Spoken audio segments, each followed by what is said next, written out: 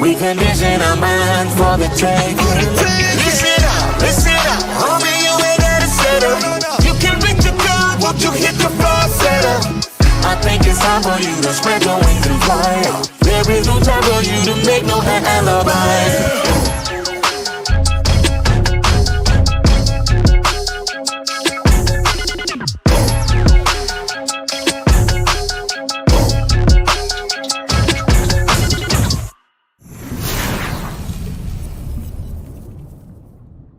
I had the ability to be able to go to the barbershop a lot. So I spent a lot of my time at the barbershop. I would say that that was really integral and important because that was like a space where you could really learn from other men how to be a man. I think it's time for you to spread your wings and fly. There is no time for you to make no alibi.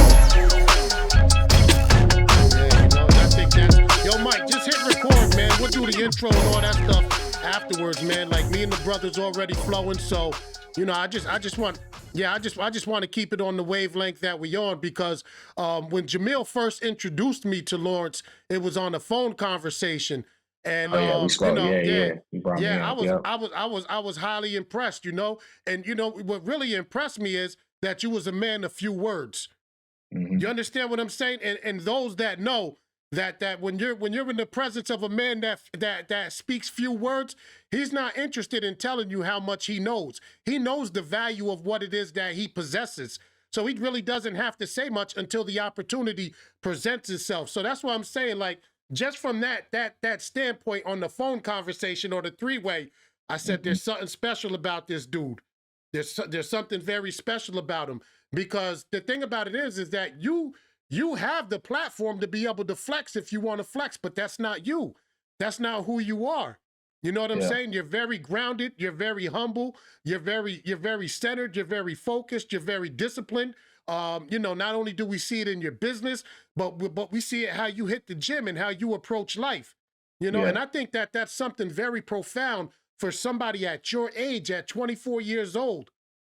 I was talking to somebody earlier, and they said, well, damn, where was you at 23? I said, I was locked up. You know what I'm saying? I was locked up. And ultimately, this is why it's an honor and a privilege to have you on the show. And I thank you for giving us your time and even coming on because there's a message out there for these young dudes, man, that are out there in the streets, Lawrence, you want to tell us at what age you got started in the game? Like what drove you to the markets and to getting into the game? And how old were you when you embarked on this journey? Yeah, for sure, definitely. Yeah, so I started. I got into the markets when I was about 17. So that's when I got into everything. I was a senior in high school, just looking for different creative ways to be able to, really make money and gain capital. So that's when I got started. Wow. So what was the inspiration when you got started? Like, what sparked that interest in you to actually pursue the markets, to begin to look into it and, just start seeking the information to be a player in the game? Yeah, I would say that probably the biggest thing was me wanting to be able to make money. That was one thing. I think that was big for me was like me wanting the ability to be able to, go ahead and garner more capital and bring in more capital. I think that was probably the biggest thing at the time was trying to be creative in the ways that I could actually go out there and make that capital and turn it into something. So that was really what really sparked everything for me. No doubt. So let me ask you a question. Your Mhm. upbringing, did your upbringing have anything to do to contribute to that desire to find more Mhm. capital? Because a lot of us, we don't come from the silver spoons. Yeah, You know correct. what I'm saying? We're not Mhm. privileged individuals. A lot of us Mhm. come from various backgrounds and we start to experience those hunger pains. You know what I'm Mhm. saying? And then Yep. we try to get creative. So we say, and then we find ourselves in a bad predicament. Because a big part of what we're going to talk about tonight, in using Lawrence's story is the power of choices. Mhm. You know what I'm saying? Like, so Yep. talk about your upbringing a little bit about, where you come from, what it Mhm. was like for you, growing up and the things that you experienced that had an influence on who you are today. Yeah, I would say that me growing up, You know, I was originally actually adopted when when I first came into the world. So that was one thing for me. I guess I was really big on I would say, valuing my time and valuing money. Pretty much everyone that I saw around me, they would always work for they would always work for money. And my thing was like I never really wanted to work for money. I wanted to always be able to be in control. That like owning my 24 hours, I think was the biggest thing. When I first got into, this, it was just really for me, just about owning my 24 hours. Mm, The most valuable thing I think in the world is being able to have your own time and set your own schedule. You can have, all the money in the world, but if you're still tied to having to go in, putting in countless hours and different things like that. Like I wanted to be able to control my time, especially because time is limited and you only get so much time with the people you really love, to be honest with you, right? mm. Like you don't have a bunch of time, with the people you love all the time. And so I think that was another thing that was like super important to me was like being able to, spend time with the people that I really loved. So Yeah. yeah. So right, yo, this is what we gonna do. We gonna give Mhm, them the tale of two stories, right? mhm, The mhm, tale of two stories. At 16, 17, I desired the same thing. I wanted to mhm, be in control of my time. You know what I'm saying? mhm, Like mhm, I didn't mhm. want to work for nobody. I didn't want nobody telling me what to do. So you know Yeah, what I did? I went and got a pack. You know what I'm saying? I hit the streets. I touched the streets. yeah, You feel what I'm saying? We're talking about choices here. mhm, Same mindset. We're coming from the same mindset. You know what I'm yeah, saying? There's hunger pains. We're trying to figure out ways how we gonna get it, how we gonna come up. We don't want nobody telling us what to do. But then now this is where you get to the tale of two paths. You mhm, got Jay Vega 360 that chose to hit the streets and get a pack. Started hustling. mhm, You know what I'm saying? That led me to multiple arrests. You know what I'm saying? Multiple mhm, arrests. And by time by time I was 23, I became state property. I got a DIN number. Now you mhm, talk about the other path. You know what mhm, I'm saying? The one that the Panther, Lawrence Eggleston. You know what I'm saying? Like because we're talking about choices. Young mhm. people, you listening? We're talking about choices. He's Yeah, seen something else. He's seen something else. He's seen a brighter road. You know, and yeah. he took advantage of it with the same hunger, with the same passion, the same determination. He chose a different path. And where did that path ultimately lead you at 23 years old? Yeah, man. I started, like I said, started at 17 and then really took it on full time at 19. Um, and it put me in a position where, being able to own my time. And I think that was the biggest thing, like that I was speaking to you about just earlier. Mm-hmm. Being in control, but then also being able to make money from the same companies that we may spend with on a daily, weekly, monthly basis, right? Um, I thought, looking at trading and investing, I thought was one of the number one ways to own your time outside of real estate, just from the control factor. Once you're able to master that skill, you have a skill set that really no one can take away from you. Like once you know how to trade, um, no one could say, "Oh, you don't know how to trade anymore, so you can't trade." That's not the case. You always have a skill set that you can be able to use to be able to bring in money. So I thought that was really the biggest thing for me that I enjoyed from trading and investing. Yeah, Wow, that's pretty awesome. You know what I'm saying? yeah, Because you listen, man, you use the terms like, like skill set. You know what hmm I'm saying? Like we used to always think in the streets, as long as I can hustle, I'll always be able to eat. But there's mm, consequences attached to that. There are other skill sets out there that as a young person that you can hmm learn that can put you in a position to be up. Like because that's all you really want. You want to be yeah, up. You know what I'm saying? A lot of yeah, us for the wrong reasons, but develop a positive skill set. They're out there. hmm There's individuals like Lawrence that are showing you that, Santino got a movement that he got. It's called Living Proof.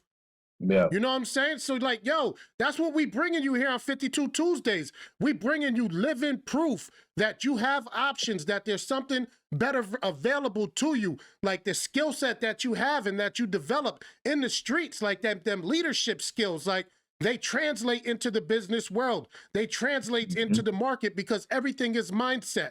Mindset, heart set, skill set, will Mm-hmm. set. I'll say that Yep. again for you young people. You know, mindset, heart set, skill set, will set. You know, it starts out in your mind with your thoughts, you know, Mm-hmm. and then the choices that you make. And Yep. then, you know, the heart set is the emotion that is attached to having that goal, that hunger, Yep. that comes from the heart set. You know what I'm saying? Then you develop the skill set. You know, you Mm-hmm. figure out a way to get it. You find a blueprint. You find a path to prosperity, a path to take you from where you are to where it is that you want to go. And you become diligent in your pursuit. That's where the will set comes in. You Yep. know, Lord, you were basically self-taught, right or wrong. Yeah, 100%. I was basically self-taught, trial and error, losing money. That's really how I learned what I learned, with trading and investing.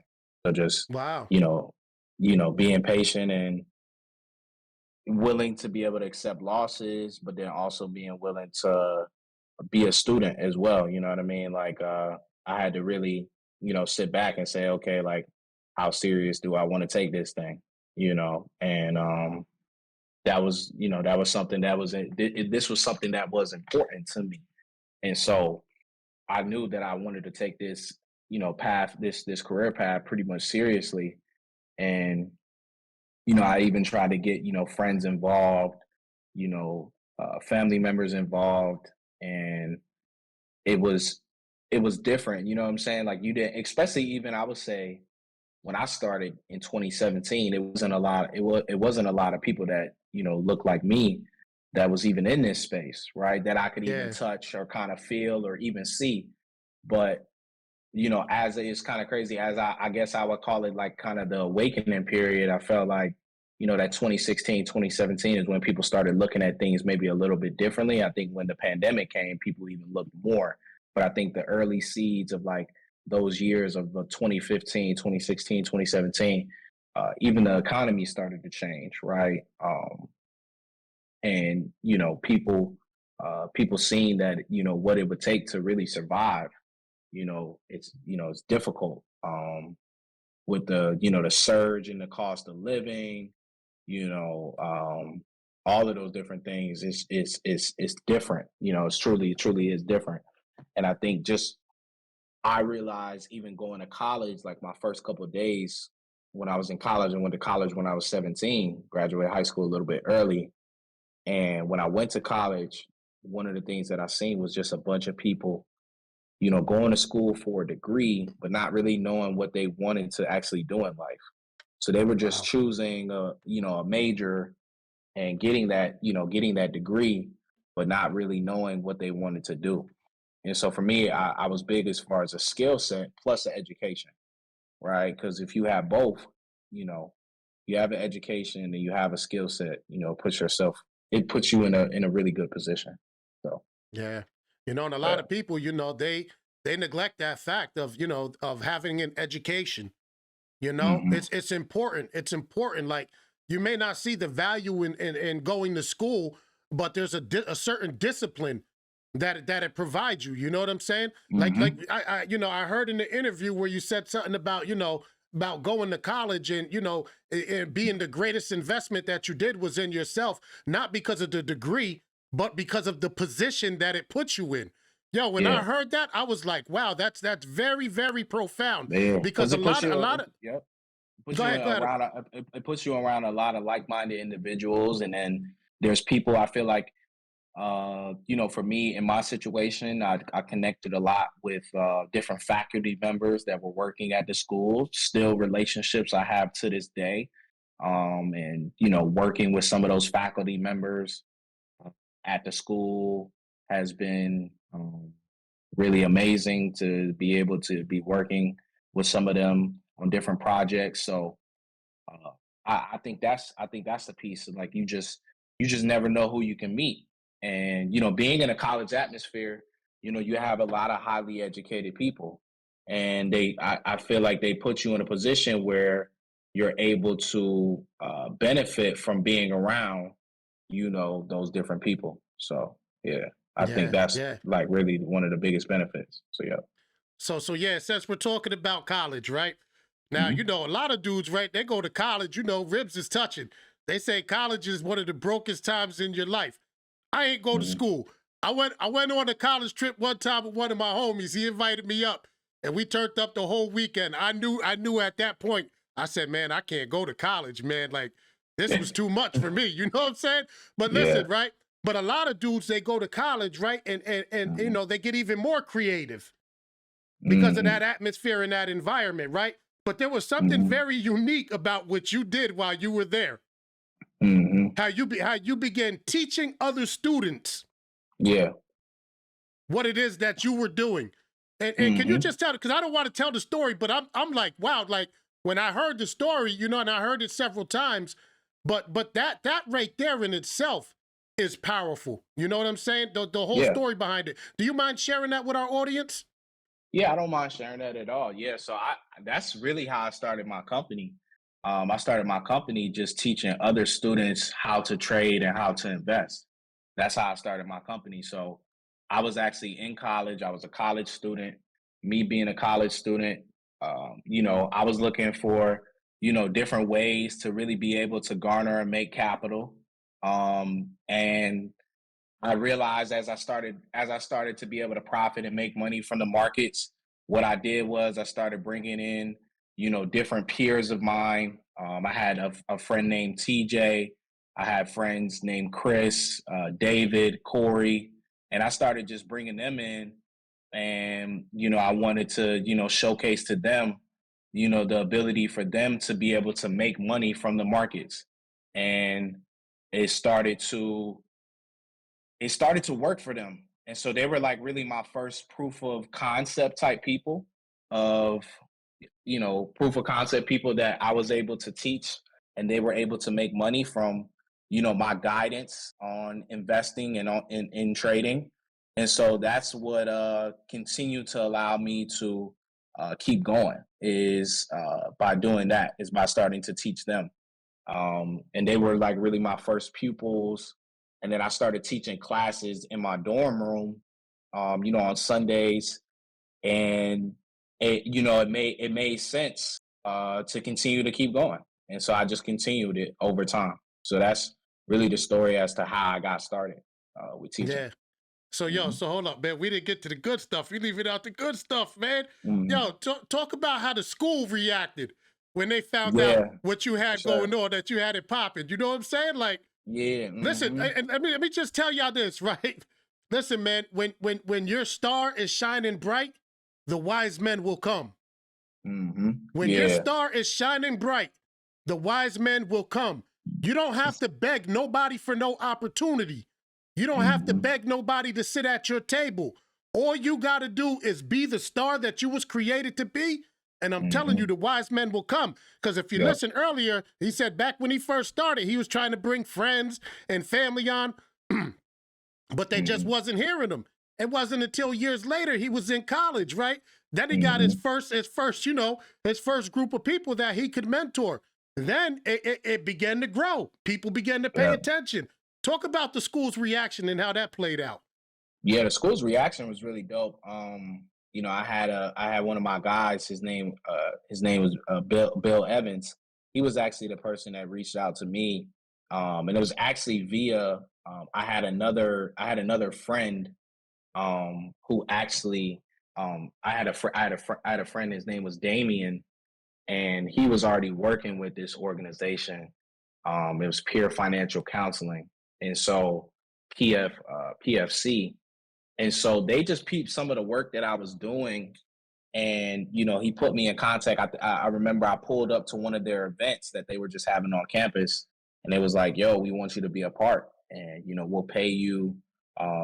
We'll allow you to come into the financial aid office. You'll have your own space, your own office space to work out of. And it was really dope to really have. So and the school started paying me. And I really just used that money to really invest more.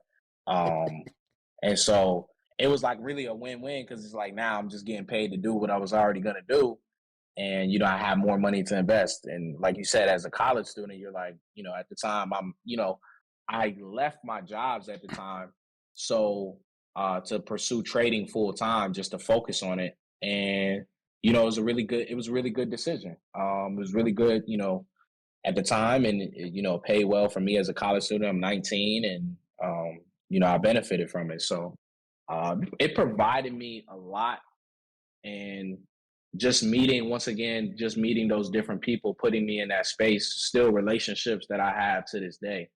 Um, and it's awarded me a lot. So I would stress the power of really the relationships, and I think that's in anything, whether you're going to school or not. I would just say, you know, the impact that you can make as a college student, I feel like on campus by just building the relationships could end up being more valuable than the degree itself. So yeah, Yeah, like they say, man, change your circle, change your life. yep, You know what I'm yep, saying? Like, and a lot of, one of the things I learned, like, I learned business, from the traditional sense through network marketing. And one of the hmm things they always told us was to recruit up. You know what I'm hmm saying? Don't recruit on the same level that you're at, because there ain't hmm gonna be no growth there. You always got to recruit up. You always got to find, a larger room to be in. You know what I'm saying? Like where yep, there's smarter individuals, so that way you can actually learn. I mean, people, they use the term your network will determine your net worth. They use it as a cliche term, but it's really true. yeah, You know what I'm it's saying? the It's really reality. true. And sometimes you got to pay to be in those rooms. Yeah, You know what I'm saying? Just like he had to pay to go to college, right? To be in that circle. I'm just trying to show y'all game. Because hmm a lot of y'all won't pay to go to college to change your circle, or to be in a different room, or to be in a different environment. And a lot of y'all won't pay to go to a conference, or to go to a seminar, or to go to a workshop, to go get hmm some valuable information that can change your life and connect you to people that have the tools and the resources and the know-how to be able to help you to get there. You have to be willing to make the investment in yourself. yep, And that's one of the great, like you say, that was the greatest investment that you ever made. You're a long-term investor. You've seen a lot of money come, and you've seen a lot of money go. You know what I'm saying? hmm Like, yeah, but you still say and hold to the fact that your greatest investment was in yourself. correct, correct. Yeah, And go ahead.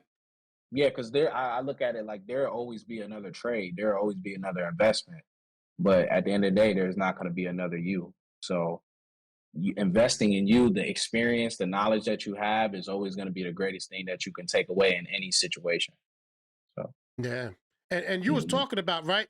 Because, one thing I learned, right, when I started to study the market, I came in, I played around with swing trading, and, mhm, and when the pandemic and things like that, jumped on board like a lot of people. But one of the things that I've learned is that there's so much in the market that mirrors life, yeah, you patterns, know? all of that. Yeah, yeah, Patterns, you know what I'm saying? That literally mirror life. And the markets are based upon human psychology. correct. You know what I'm saying? So when you look at that, and this is one of the things that I admire about you as a young man, like tremendously, is your work ethic to be the best that Mm, you can be in every area of your life. correct. Yep. You just don't allow us to see, you winning over here in the stock market, because you share your wins as well as your losses. Letting Correct. people know that this is a part of the game. Like right Yep. now, there's a thumbnail out there circulating, on the internet about how you lost $600,000 in 2 months. You know Yep. what I'm saying? Like, and that's a lot of money. Correct. But yet look at you like you're balanced. You don't seem to hmm be easily moved in one direction or another. You carry yourself in a militant type way. You're Yep. disciplined, you're in the gym, you're eating healthy, you're exercising, you're a husband to your wife, a father to your children. Like, and you're 24 years old, man. hmm Like, to Yep. me, it's remarkable. You know what I'm saying? And I want to ask you this, because this Go is ahead. going to be the question that a lot of us ask. Did you have a father growing up? Did you have a male father figure there to teach you and Mm. groom you, or did you kind of learn by default? I didn't have a male father figure, but one of the things, my dad, he ended up, my mom and him separated. My adopted dad, they separated when I was like 8. So I never really had, anyone really in the house, to be honest with you. But what I did, one of the things that I think I was big on doing was I had the ability to be able to go to the barber shop a lot. So I spent a lot of my time at the barber shop. And one of the things that I was doing at the barber shop was I actually had different mentors. Like my barbers were really my mentors, right? So I had my barber, Mr. Dana, and then I had Julian as well. Those were my two mentors. And then also Mr. D before he left. Those were the people who I feel like really poured into me and kind of created that space. So, I'd be at the barbershop like after school, I get off the bus, I change my clothes. I wasn't really with hanging out with really too many people. I spent a lot of my time, a lot of my years with my barber, Mr. Dana. He actually just came to the gym with me last week. Because I don't really get to see him like that anymore because he relocated and he's like far from me. It's like almost like an hour. So I don't go to him anymore. And that shop ended up breaking, those barbers obviously went different directions. That's how, how it Yeah. is in the barber space. And I would say that was really integral and important because that was like a space where you could really learn from other men how to be a man. And so you weren't really coddled in that environment, but you were taught things that was important. And I think that was where a lot of things were instilled in me that where I'm able to pretty much use now. So a lot of those Wow. conversations, and not even just the barbers, the other men, that would come in being willing to provide insight. People like Mr. Jeff. Um, I'm just thinking, just people just say it's a lot of different people, that kind of came through, and they'll just talk to you, talk good. But then you also got to see both sides of it in the barbershop. You get to see the cats that's a little bit like probably the cats that was really my age right now, like you said, 24 to like maybe 30. I would see them with different women. I see them with selling drugs and stuff like that. So I seen that, and I seen the routes that they were taking, and I seen how it was panning out. Yeah, they might have had the flashy car, whatever, they might have had the chick or whatever, but what's the longevity in that? So it's like you Mm. got to really just see both sides. Then you got to see someone like Mr. Jeff, a businessman. So you got to see like pretty much both sides of everything. So I thought that was what was pretty much dope. And you got to choose which route you would want to go. Um, Yeah. so so yeah. Yeah. So you know me, I'm a barber. Yeah, I know. I I know own a you're a barber. I own a barber shop. You know what I'm Correct. saying? Listen, I got young people that I mentor, that I will Correct. continue to mentor to the day that I die. Listen, I want to say this to the barber community that's out there. You know what I'm saying? Mhm. Understand the role that you play in your community. The role that we play is vital and it is critical to the growth of Mhm. some of these young men that come in that don't have no fathers, that don't know have no male role models. We have Mhm. to set the tone and we have to provide for them the tools and the resources that they need to become the best man that they can possibly become.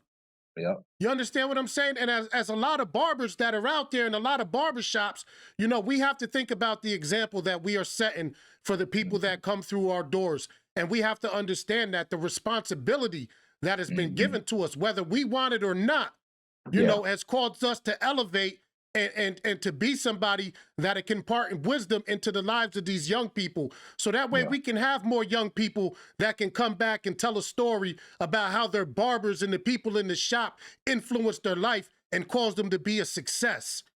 For Yeah, it me, was that's what it's definitely. all for me, Yeah. that's what it's all about. I don't do things for the money. I don't do things for the clout. I don't care about Mhm. none of that stuff.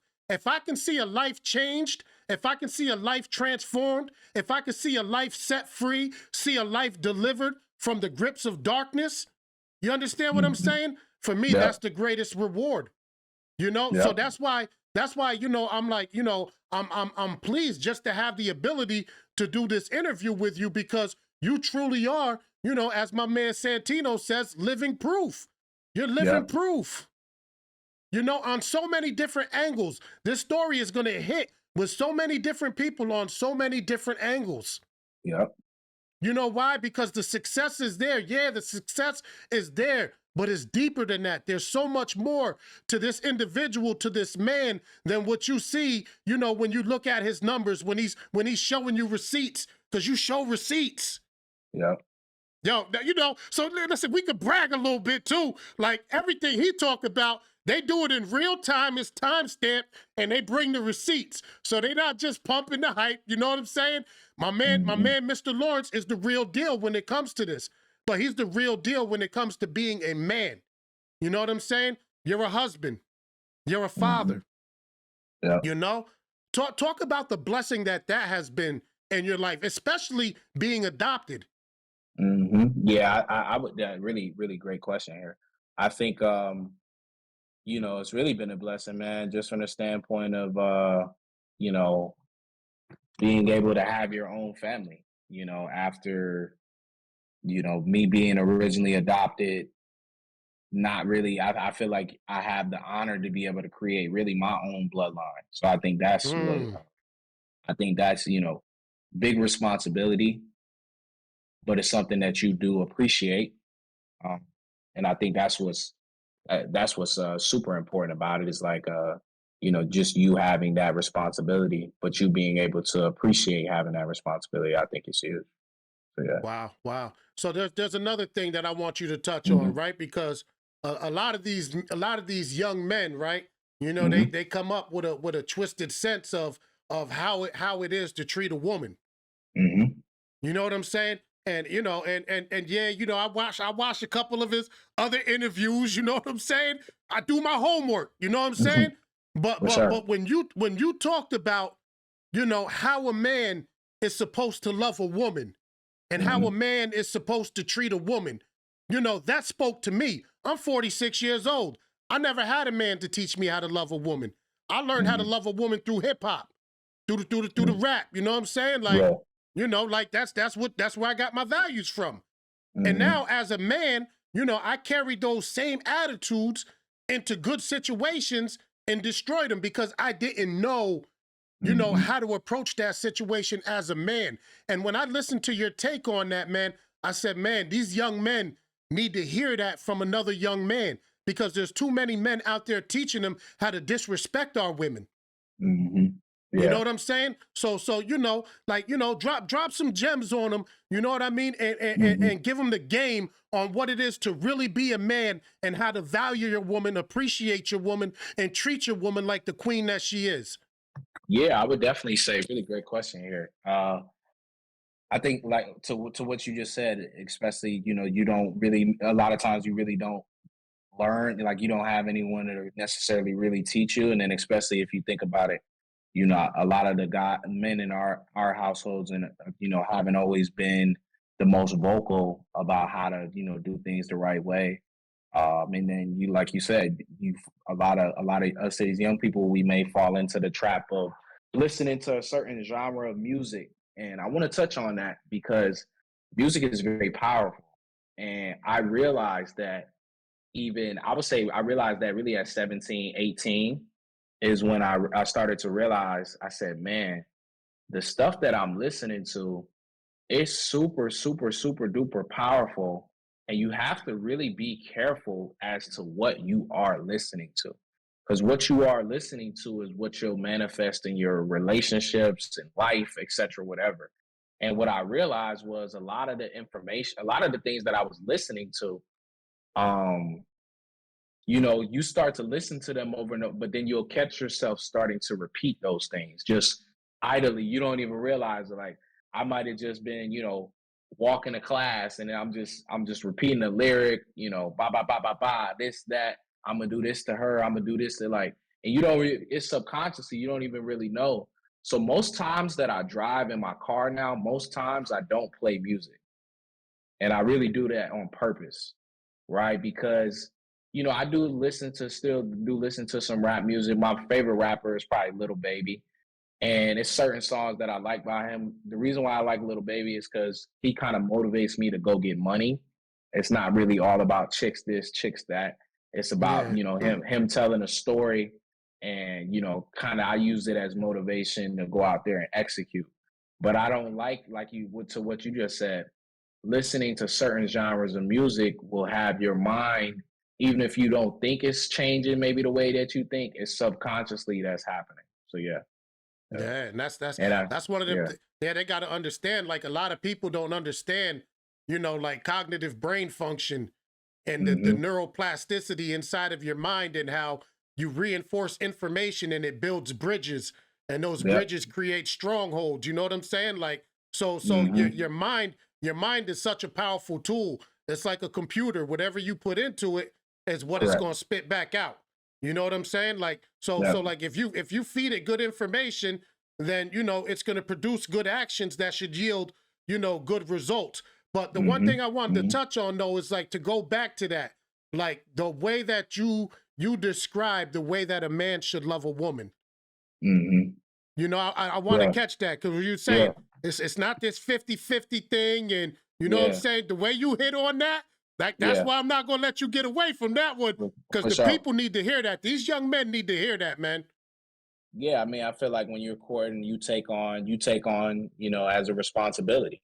So I feel like that's, important for you to honor, when it comes to you courting a woman. You take on that responsibility of, being with her, taking care of things. I feel like that's the responsibility that you really take on. And I think you gotta own up to it. And I think we have in our society a lot of laziness, right? Entitledness. And we live in a world where I think now there's a lot of dudes that like want their girls to like take care of them. And that's like it's a bad, it's a really, really, really bad thing. And I think it comes from, I'll be honest with you, I think it comes from moms spoiling sons. So they feel like, oh, my mom spoiled me, you gotta spoil me. That's why I kind of like when I got to a certain age, I was kind of like, not distance myself from my mother at all, but just had to like really set those boundaries of like, hey, I'm becoming, I'm older now, so you don't have to treat me a certain way. You don't have to baby me.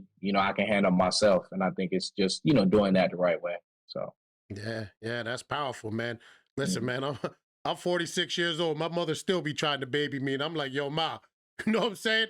You gotta Mhm. stop. You know what I'm saying? You gotta Yeah. stop. But Yeah. like, and that, like for me, like I say, I haven't always, done the best thing or the right thing in relationships. But one of the things is that I've learned, you know what I'm saying? And Mhm. I've learned through negative experiences. Yeah. So that's why I'm saying, just for the young people, I always Mhm. want to put you up on game. I always want to show you what the real life, you know what I'm saying, is to a lot of the things that you see, online. So that way you're not caught up in the hype, because everything that glitters isn't always gold. You know what I'm saying? Like my man said, losses are a part of the game. Mhm. You know what I mean? And sometimes them losses are significant losses. But then, but Mhm. then, there's and this is another thing that we're going to touch on, because when you deal with success, Mhm. sometimes there's things that you lose that are a part of yourself, but you seem to Mhm. have a good grasp on that. You know what Yeah. I'm saying? You seem to have a really good grasp on that, because it's so easy to get caught up to where you start losing pieces of yourself to attain the success that you're after. But it doesn't seem like the game has had that effect on you. So like, what do you do to keep yourself balanced and keep yourself centered? You know what I'm saying? And not going too far to the left or the right, or controlling your emotions just like you would when you're in the market. You know what I'm saying? A stock drops too fast. You don't panic. It goes up too quick. You're not getting too excited. Like, how Mhm. did you develop that level of mental toughness and discipline? Yeah, I would say it's a really great question. I would say it's being appreciative of every opportunity, but it's also looking to learn from even situations where you might have not done the best. So I think being the grounded, I think it's being disciplined, even from the standpoint of like you said, just different areas of my life. Going to the gym as much as I do, you got to be committed to those things. You have to commit. Commitment is really a big thing, and you have to take it seriously, right? So I'm committed to always doing whatever I can to put myself in the best position possible. So I think that's really what it is. So You yeah. know what I'm saying? And that's a champion's mindset. Hmm. That's a champion's mindset. And a lot of us, we do have that mindset, but we just make poor choices. Some of us don't even know that there are other choices available. And that's why Hmm. we're here. That's why we're utilizing these platforms. That's why Lawrence is taking time out of his day to be able to come and speak to our listening community, to speak to those young boys that are out there, that's trying to figure it out. Hmm. And Lawrence, you also have one of the fastest growing communities inside of the investment space. Do you want to talk about that a little bit? Because inside of that community, you provide, education, you provide mentorship, you provide leadership, because you've trained other individuals inside of your group to now become the teachers. So now Right. you're replicating, Hmm. yourself, and you're multiplying your efforts. So let's talk about your community a little bit. Let's talk about Hmm. Black Wall Street Originals. Yeah, definitely. Yeah. So BWSO was the organization I was speaking about earlier that I started literally in my dorm room, and it's really been a blessing to have that organization. When I started it, be honest, I never really, I don't think I ever really expected it to really get as big as it's gotten. But it's gotten there. And so I think, where things are pretty much at right now, it's, it's amazing to see how big it's gotten.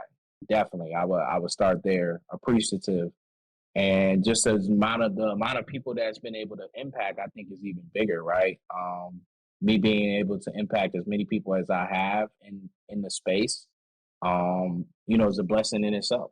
um so as I've been able to impact more and more people, um I take a look at it from this standpoint. Like, I always look at how many people can I actually touch, right? How many people can I actually affect? How many people can I actually help?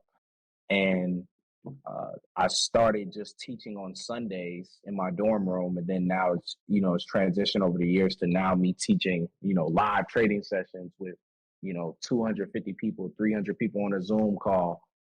It's a beautiful thing, and so me being able to provide that education from someone that may not know anything about the stock market, but then teaching them and seeing people being able to make money. It's a really good feeling. Me being able to travel, go to different cities, and then meet people that I never even met before, uh, and to be able to teach them something of value, I think is and that they can take and actually use for themselves. I think it's been something that was amazing to me, right? So yeah. Yeah. So, if people want to connect with you, how can they connect with you through, Black Wall Hmm. Street Originals? Yeah, yeah. So they can follow me on IG. That's Mr. Lawrence.e. You guys can connect with me there. I go live frequently. So you had the opportunity to, interact, fill me out, come in, soak up, get some value, and be able to take that information and be able to use it for yourselves. Yeah. Yeah, so the value of community, man, the value of the network. You know what I'm saying? I met him through Jamil. We Mm-hmm. chopped it up. I've been able to witness his journey and study his character, and so I know that the proof is in the pudding. You know what I'm saying? Like, Yep. Yep. he's not fugazi. He's authentic. He's the Yep. real deal. He's the truth. And if you want to connect, connect. This is what it's all Mm-hmm. about. It's all about creating opportunities. Yep. It's all about opening up doors by connecting people to the resources, connecting people to information. So Yep. that way you can make and make an educated decision that's Mm-hmm. ultimately, can change the whole trajectory of your entire life. Yep. By connecting with an individual like Lawrence, getting inside of his community, being with other like-minded individuals, tapping into that frequency, Yep. whatever it is that you're looking for, you're going to be sure to find it. But you have to make a choice. You have to make a commitment. You have to decide at some point or another in your life, enough has to be enough. Yep. Yep. You know, and then, you know, you can no longer have the excuse that I don't have any options. Tonight, we're bringing you an option. Somebody that looks like you, somebody that been through what you've been through, somebody that faced the same odds, that comes from the same community. You know, so you're without excuse at this point. Facts. This is an avenue. This is a lane. This is an open door. You know, all you got to do is walk through it. Yep. You know, and this is really what the mission is about, you know, is about really getting out there and helping people and reaching people and taking the information which I feel has been hidden from us. You know what I'm saying? For the longest. Yeah. You know, and one of the things I like is that, you know, you give a little history on Wall Street. You give a little history lesson. Can you give them a little history lesson real quick on the origins of this thing? Yeah, definitely. Let's talk about it, man. I mean, the first people that was actually ever traded on Wall Street were black people, right? So we have to start there. The first people that was ever traded on Wall Street was, you know, livestock. So think about that. You know, it wasn't just cattle, right? That was, you know, it wasn't things like just like that. You know, you have to take that into consideration, right? That the first ever people that were traded on Wall Street were black people, right? So some food for thought, definitely. For tonight. Yeah, and there was and African Americans and blacks had a lot to do with the building of Wall Street as well. Correct. Very instrumental in the building of Wall Street. Yeah. You know what I'm saying? So for us to be locked out, you know what I'm saying? To be locked out of the one thing that would actually give you access to printing money, because that's what you guys say. Like, yo, we could teach you how to print. You know what I'm saying? How to take money out of the U.S. stock market. You know, but you know when you think about that, you talk about some staggering numbers about the percentages of stock that people from our community actually own, the level of ownership that they actually have. But yet we buy these products, we endorse these products, we do free marketing for them, but yet we have no equity in them. Yeah. We own nothing in them. So you know, this is an opportunity for Lawrence to teach you guys and change the narrative, because his perspective, you know, a lot of people, they say trading because they want the quick flip. They want to be in and out, get their money. But the real money, right? I mean, from what they say, according to Warren Buffett, right, is in long-term investing. Correct. Yeah. Can you talk about that, long-term investing versus short-term trading? Yeah, for sure. Yeah. So being able to, you know, actually own an equity, right? Being able to own a stock, you know, that's publicly traded on the market, and be able to have that ownership in that company, I think is, you know, something that is worthwhile, right? Like, you want to be able to own an equity to be able to, you know, not only use that equity in the short term, but be able to make money from that equity in the long run. I think that's what's, you know, most fulfilling and most telling when it comes to, you know, trading and investing, is actually being able to have that equity and use it and own it, right? Being able to own that equity and have that ownership, and then being able to pass that down to, you know, your kids, your loved ones, or the ones that come after you. And we already are going to be using these companies anyway, so why don't we actually make money from them? It's been my, you know, probably one of my biggest things that I've said is like, hey, if I'm going to use this company, I should, you know, I want some ownership. I should be able to own this company, right? So that's, you know, that's another thing that I've been saying. So yeah. Mindset. Yeah. You got to listen to the terms that he's talking. He says ownership, equity, generational wealth. You understand? You understand what's going on here, my people? Like we took you on a journey. We literally took you on a journey. Whether you know it or not, when you go back and you watch this podcast, we took you on a journey. Yep. Because we talked about from where he started, how he got started in the game, to now actually owning a portion of these companies, to leveraging the equity that is built up to create generational wealth within his bloodline and within his family. Yep. Don't tell me what's not possible. Yep. If he can start as a 17-year-old kid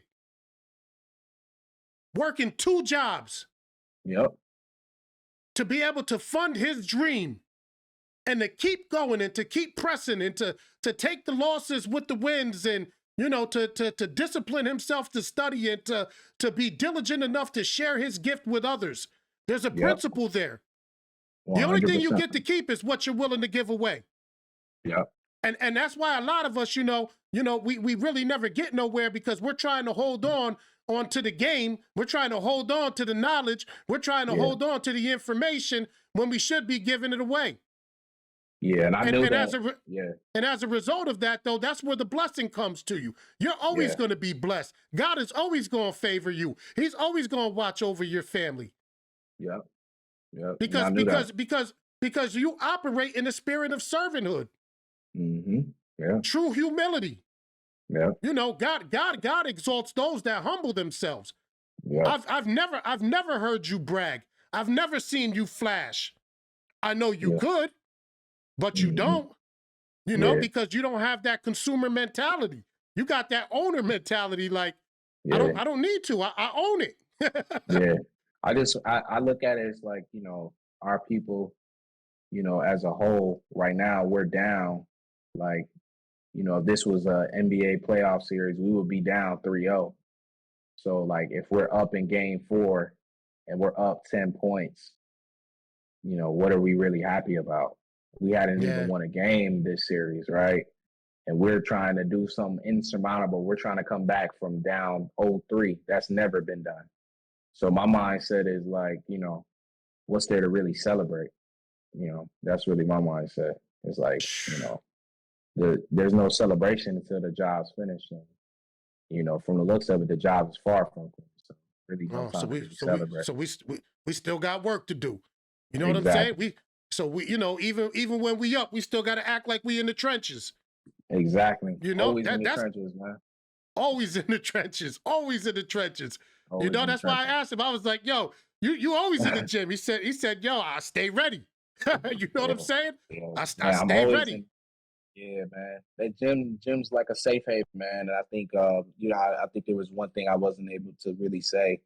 I think the gym, especially, I think there needs to be more gyms in Black communities.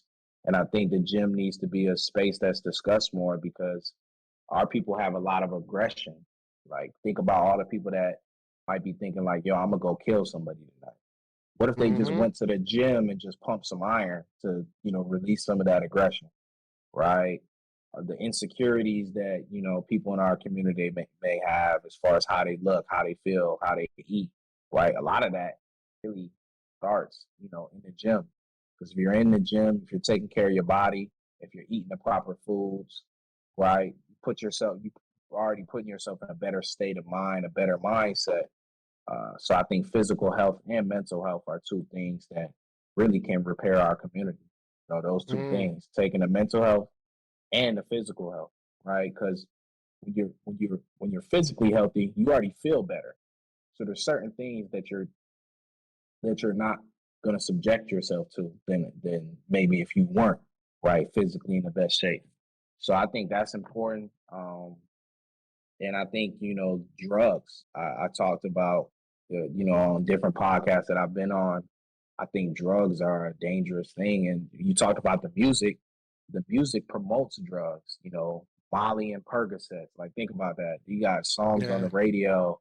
You know, you got people that's, you know, making songs talking about quarantine and putting cough syrup in drinks and drinking, drinking, smoking, doing all these different things. And like, you think about the long-term ramifications and effects of what that does to your body. It's definitely tough. So, well, you know what it is too, man. A lot of it is overcoming programming. Mm-hmm.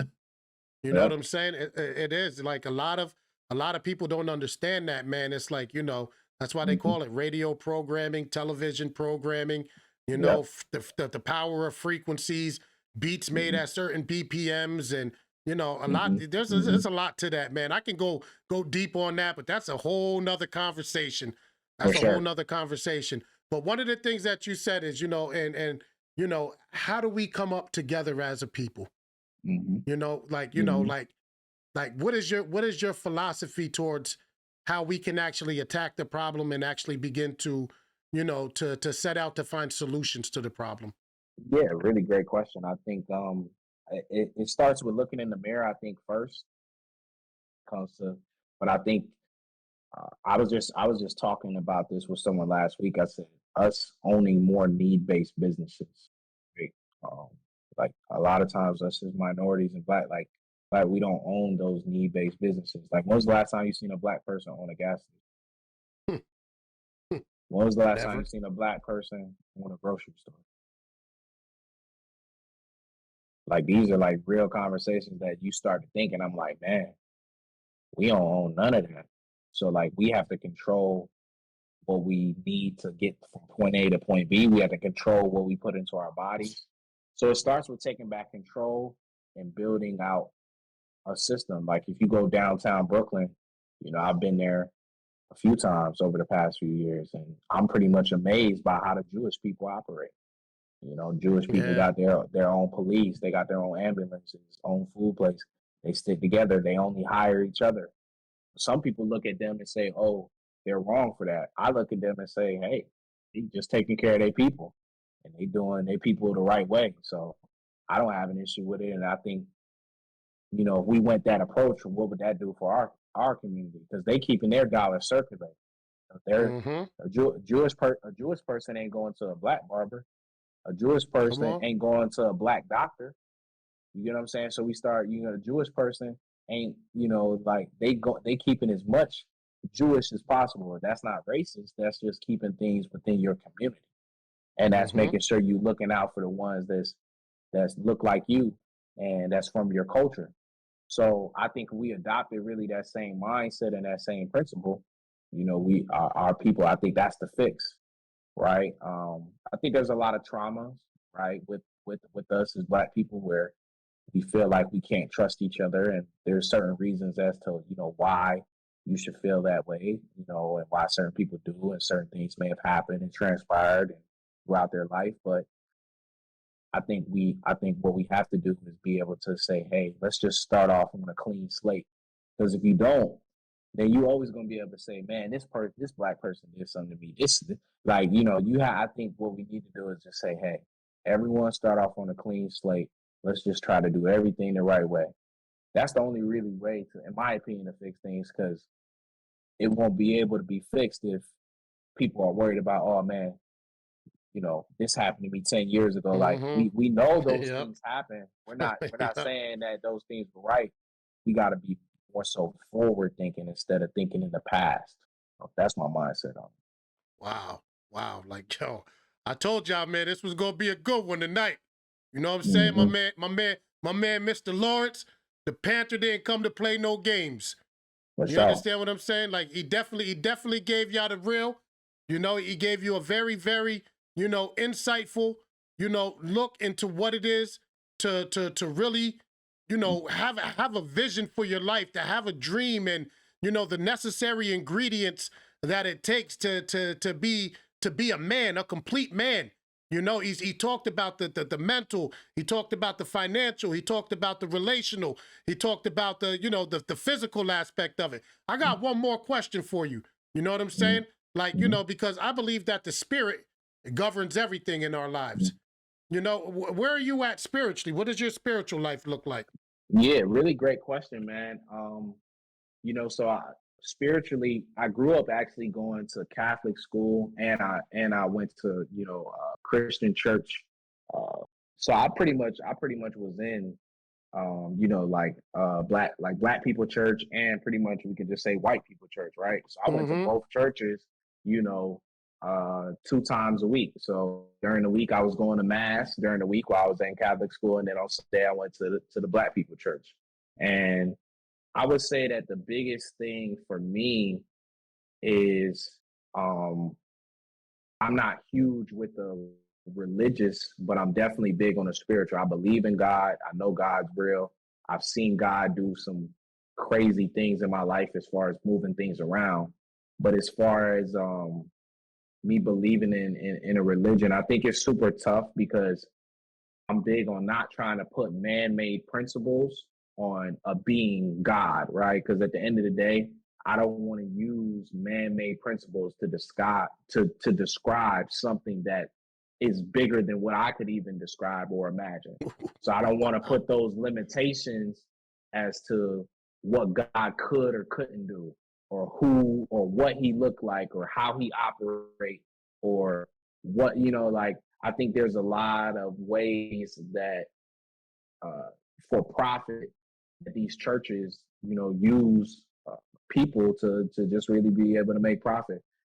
Got, these different mega churches, where people got private helicopters and private airplanes. And I just don't understand how you could say you for the people if you all this private this, that, but you got Your affiliation sound that's is your sound hungry. is messing up. Yeah, your sound is messing up. Yeah, Yeah, go ahead. No, I I was hear saying you. it. Yeah, I was saying it's like, I think it's kind of ridiculous the amount of mega churches that we have. And, these churches are making all of this money. Where is it really going to the people?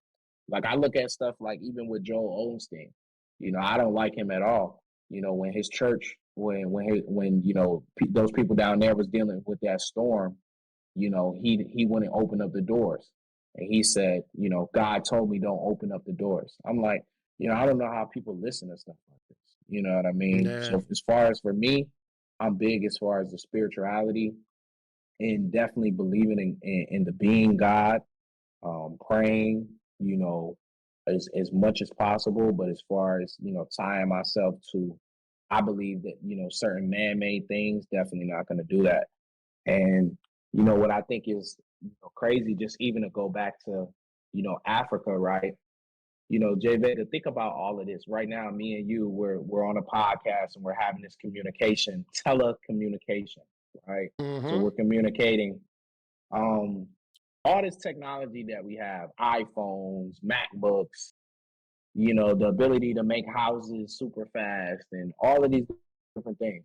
What's one question that no one, I feel like, ever asked? Why hasn't there been pyramids made again? If truly pyramids were truly something that was made, you know, just from, because think about it, when pyramids were made, those were such a long time ago. They ain't have Mm-hmm. none of this technology. They ain't have a caterpillar ready to ride and move stuff around. They ain't had none of that.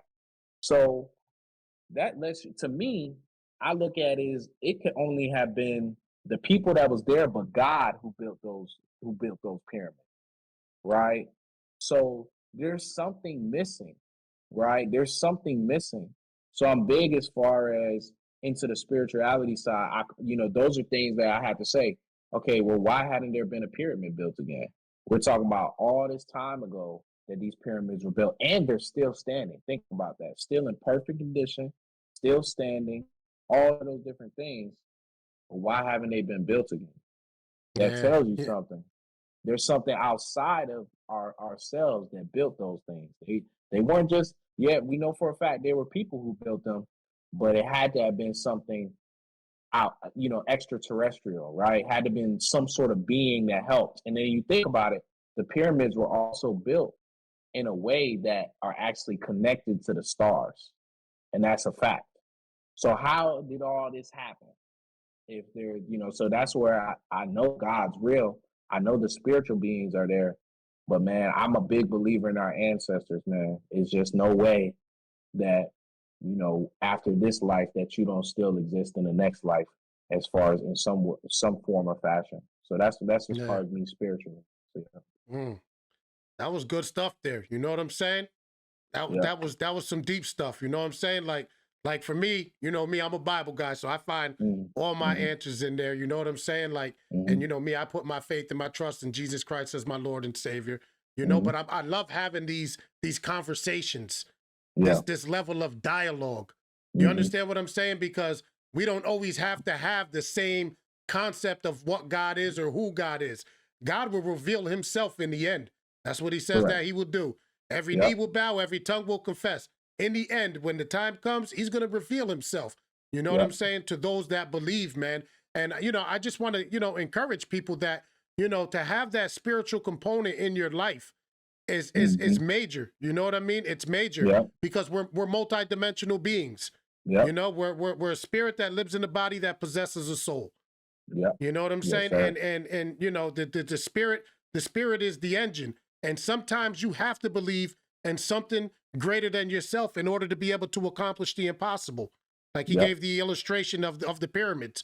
And a lot of you may think that your situation is hopeless. You may think that that, you know, you're being faced with an impossible situation. But I encourage you to tap into a power greater than yourself. You know what I mean? And begin to experience God for yourself. So that way, because inside of the word impossible is the word possible. You know, and as my man Jose Flores says, it says, I am possible. I'm possible.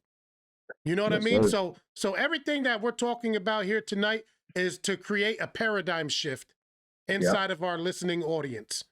It's to get you to begin to see things from a different perspective, because perspectives is what shapes realities. You know what I'm saying? So if we can alter your perspective, and just to get you to see life from a different angle, to see your situation from a different angle, to see your upbringing from a different angle, to see your obstacles and your adversity from a different angle, from a different perspective, you know, everything in your life can change, you know. And I want to thank Lawrence for coming on tonight, my man, the Panther, you know what I mean? Black Wall Street Originals, you know what I'm saying? The youngest in charge, you know, tearing up the game, doing his thing. You know, you guys got to be on the lookout for him. He gave you all of his handles for his social medias. Make sure you tap in with him. You know, look into his community. You know, see what value it is that he has to offer. And if it's for you, I literally urge you to become a part of his community. I've listened to him teach, and he teaches in such a way that it's so easy to grasp the concepts that you would think that, you know, like, wow, why haven't I done this so long ago? So, you know, for those of you that are out there watching, you know, this is an opportunity for you to be able to tap into greatness. You know what I'm saying? This young man has been able to do some remarkable things in his life. You know what I'm saying? And not only does he have, you know, the ingredients to be able to mentor you from, you know, from a financial, you know, and the market perspective, but there's also some things that he can teach you about the attributes and the makeup of what it takes to be a real man. So, Lawrence, I salute you. You know what I'm saying? And Yes, sir. you know, I thank you for your time. And before we sign off, I just want to make sure I take this time to give a shout out to my sponsor, my boy Big Mike over at SIKPCs.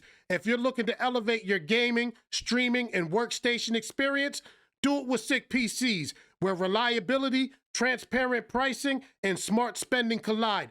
Our systems are designed to impress and ensure that you get the most out of every dollar. Your journey to excellence begins here. SIKPCs, making sure you receive unparalleled performance and truly receive the best PCs in the game. And if you want a $50 discount, be sure to hit that link in the description and use the code 52Tuesdays. I also want to take this time to shout out my peoples over at Optimized Funnels AI. Shout out to my man Ivan Lee Jackson. Shout out to Chris. You know, stay tuned, man. My boys is coming up next, you know, and we got some things coming, man. We bringing the resources. Everything that we didn't even talk about. Yo, Lawrence, we didn't even talk about the AI app, the Panther. We'll save that for another time. Sure. Yo, like, yeah, whoa, hold up. How'd I leave that out? I'm having a Fat Joe moment. Whoa, how'd I leave that out? Like, but seriously, like, yo, you're even in the AI space. You got an app named after you. Yeah, man. Ivan named that app after me, the Panther AI. I heard it's, you know, going crazy. So I've tested it out, so it's crazy. Yeah. Man, listen. Y'all ain't ready, man. Y'all ain't ready for what's coming. We plugged in. We tapped all the way in. We making moves. We got the connections. We got the resources, the information, the people. All you got to do is tap in. Links will be in the bio. It will be in the description. Make sure you connect, you know? The only thing that you're going to get results from are the things that you commit to. And to not decide is to have already made a decision to say no. today is your day. You know what I'm saying? If this video or this interview resonated with you, man, take advantage of the opportunity that's being presented to you. You know what I'm saying? Wealth, love, speed. You know, and with that, we out. Thank you for your time, my brother. You know, Yes, God sir. bless you and much continued success, man. Sky isn't even the limit no more. You know what I'm saying? You go into the stratosphere, my guy. Yes, sir. Peace. All right, no doubt, my brother. We talking greatness. Let's get it.